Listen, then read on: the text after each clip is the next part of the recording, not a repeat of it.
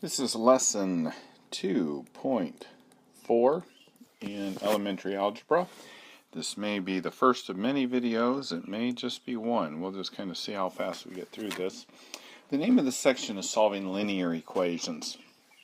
A linear equation is an equation, as far as the book goes, that can be written in the form ax plus b equals 0, where a and b are real numbers and a cannot be 0. So, for example, 3x plus 4 equals 0 is a linear equation. So, let's look at a few things here.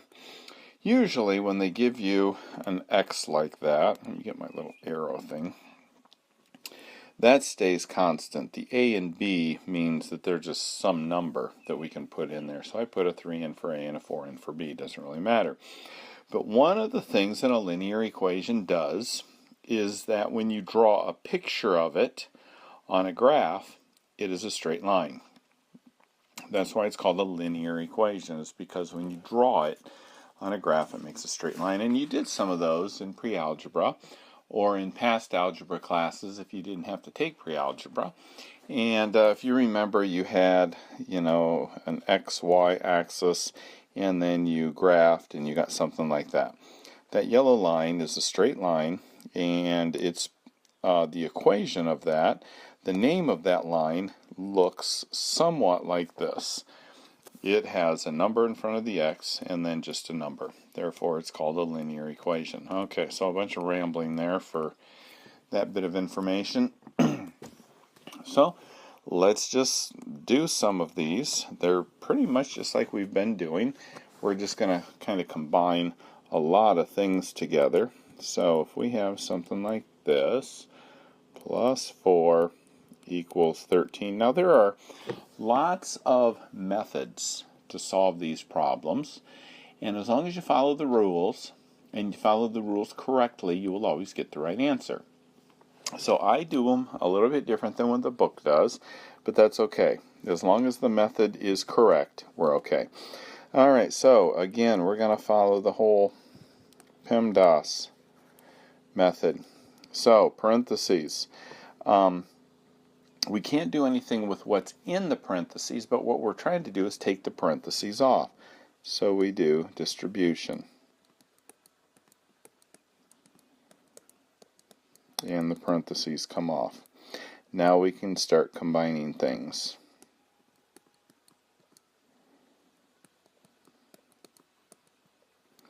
Okay, now if you remember, the negative 11 is furthest away from the x, so we get rid of it first.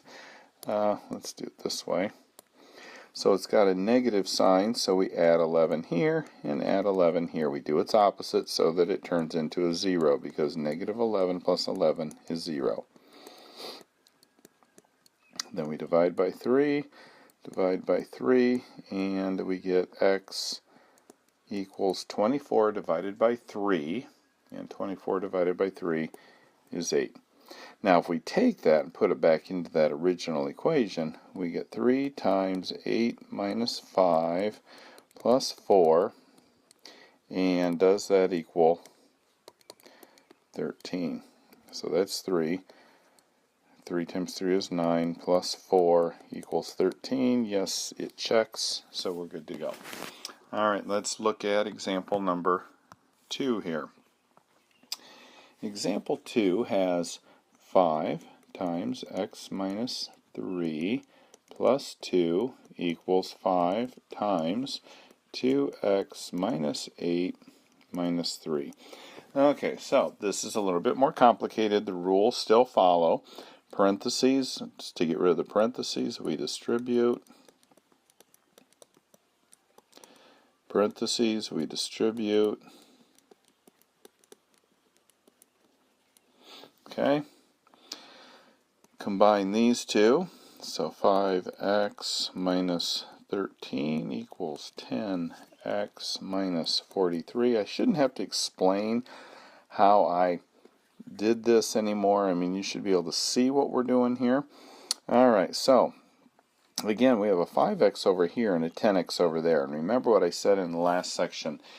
We have to get the x's on the same side of the equal sign, and the best way to do that is to get rid of the smallest one. Move it over to the other side.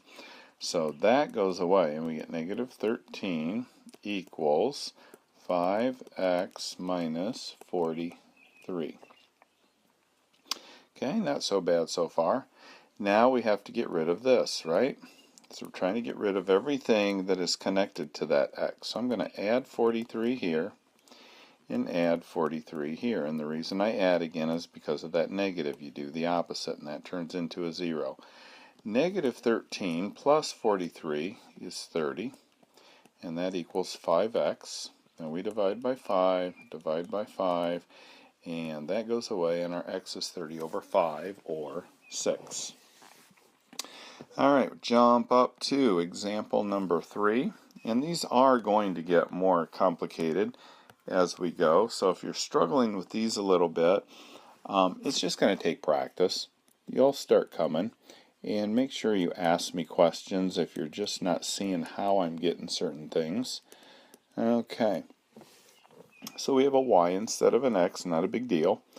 And we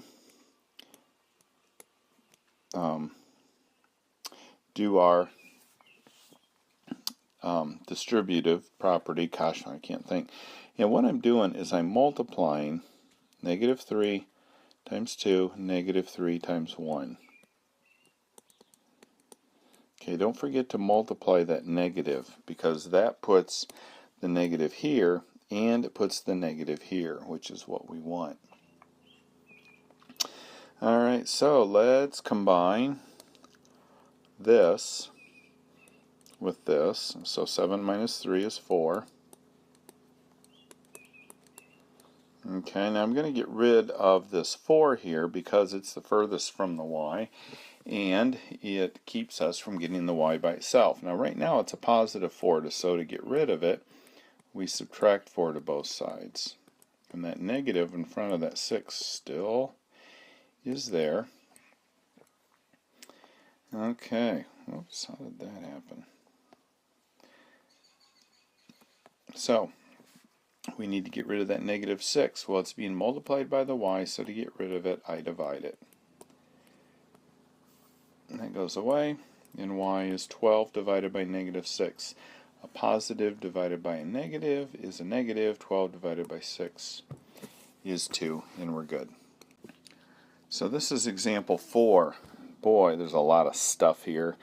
And it doesn't really make it harder. It just makes for more room for making mistakes, I guess. So let's distribute.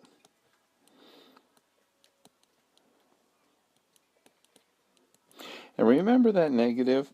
If there's a plus in front of the parentheses, we just take the parentheses off. If there's a negative, we change the sign of everything in the parentheses. And we'll do the same here. The 4 becomes a negative 4x. The 5 becomes a negative 5. Okay, then all the parentheses are off. Now what we're going to do is we're going to combine like terms. So I have a 6x here and a 2x. And I have a negative 15 and a positive 4. So let's see if we can combine what I underlined in white and get 4x. And then the negative 15 plus the 4 is negative 11. Negative 15 plus 4 is negative 11. And that's going to equal 6 minus 5 is 1, and then there's nothing to put with the 4x, so I just write it that way. Alright, so which x do we want to move? Well, this one over here is on the right, and I like everything on the left, so in my book I'm just going to add 4x here and add 4x here, and that will make a negative 4x plus 4x go away. That gives me 8x minus 11 equals 1.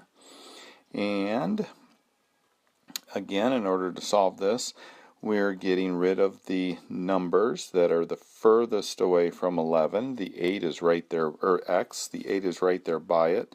So, whoops, let's just add 11, and we get 8x equals 12. Okay. That doesn't look very pretty. And so we divide both sides by 8.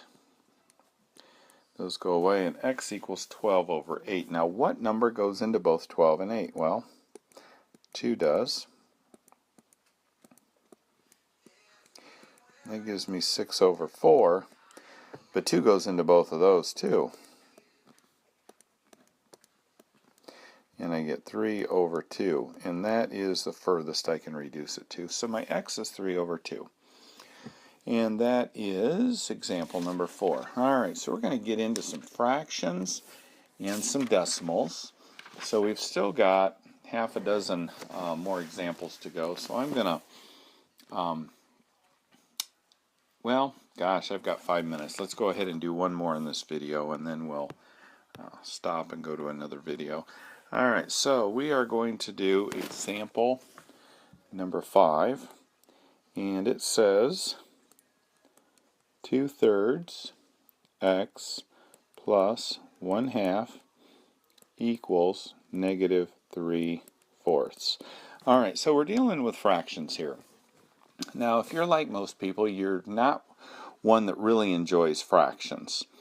I mean, I can do it doing fractions. I can subtract 1/2 here and subtract 1/2 here and, you know, do all that work with the fractions. It's not a problem, but I have to find common denominators, invert and multiply when I divide, do all this other stuff. If there is a simple way to get rid of fractions, most of us would take it.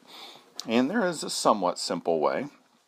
When we have an equation like this, when there's an equal sign, what I need to do is I need to look at the denominators. Okay, I've got this, this, and this, and find the smallest number that all three of these will go into, the least common denominator, the smallest denominator that 3, 2, and 4 will get into. Okay, 2 and 3 will go into 6, but 4 won't. 2 and 4 will go into 8, but 3 won't. Okay, so we just keep looking and we find out 12 does. 3 goes into 12, 2 goes into 12, and 4 goes into 12. So what we do is we make one big parenthesis and multiply everything by 12. So we have 24 over 3 plus 12 over 2 equals 12 times -3, which is -36 over 4. 24 over 3 reduces to 8. 12 over 2 reduces to 6, and -36 over 4 is -9. That will always work. If you do not get whole numbers, if you still get fractions for some of these, you did something wrong. Okay, now we've just got this, and we can subtract 6. No more fractions. Life is good. And we have -15. Divide by 8. Divide by 8.